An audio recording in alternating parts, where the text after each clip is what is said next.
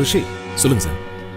DSNG வேன்ல இருந்து நீங்க ஷூட் பண்ண விஷுவல்ஸோட ஒரிஜினல்ஸ் எல்லாமே மிஸ்ஸிங். டேய், ஒரிஜினல் ஃபுட்டேஜ் இல்லைன்னா எப்படி நம்ம உண்மையை நிரூபிக்க முடியும்? நிரூபிக்க கூடாதுல்ல, அதுக்காக தானே பக்காவா பிளான் பண்ணிருக்காங்க. வக்கீலுக்கு இன்ஃபர்மேஷன் கொடுத்ததுல இருந்து நைட்ல ரெஸ்டாரண்ட்ல நடந்த சண்டை வரைக்கும் எல்லாமே ப்ரீ பிளான்ட்.